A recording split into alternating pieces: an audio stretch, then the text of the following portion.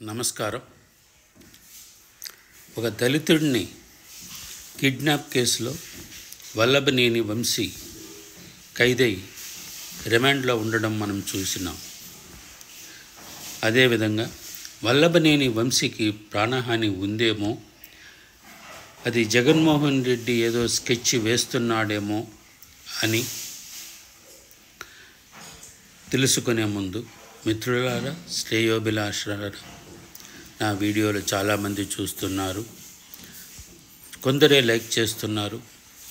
అందరూ లైక్ చేయండి.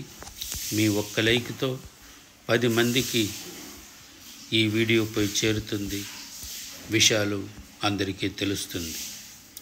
4 రోజుల క్రితం ఒక దళితుడిని కిడ్నాప్ చేసి చిత్రహింసలు పెట్టి టీడీపీ ఆఫీసును తగలబెట్టిన కేసును విత్డ్రా చేసుకోమని నిర్బంధించిన కేసులో వల్లభనేని వంశీ ఖైదై రిమాండ్లో ఉండడం అందరికీ తెలిసిందే.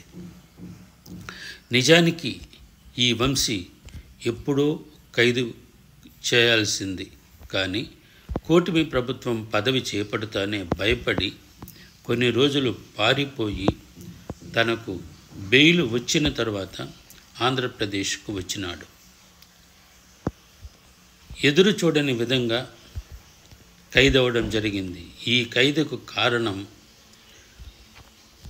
టీడీపీ ఆఫీసు తగలబెట్టినందుకు కాదు, ఆ కేసును పెట్టిన సత్యవర్ధన్ అనే దళితుడిని కిడ్నాప్ చేసి ఆ కేసుని విత్డ్రా చేసుకునేలాగా చిత్రహింసలు పెట్టినందుకు గాను ఈ వల్లభనేని వంశీని ఖైదు చేయడం జరిగింది.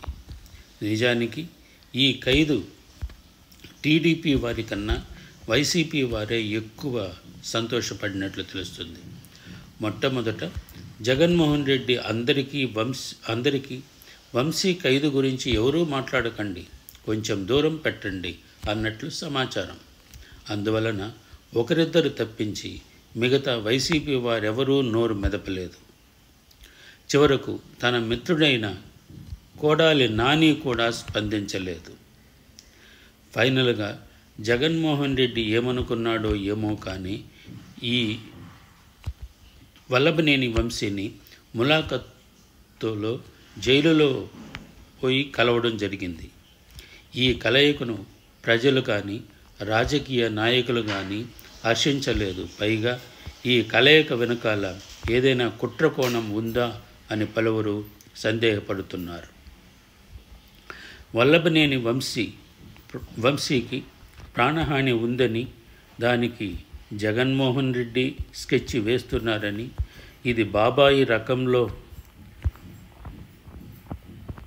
ప్రాణహాని చేయవచ్చునేమో అని, అందుకే ఈ ములాఖత్ జైలులో పోయి కలవడం అని కొందరు సందేహపడుతున్నారు. ఏది ఏమైనా ఇప్పుడు ఎటుపోయినా వల్లభనేని వంశీకి మాత్రం కొంత గడ్డు కాలమేనని చెప్పవచ్చును. Thank you.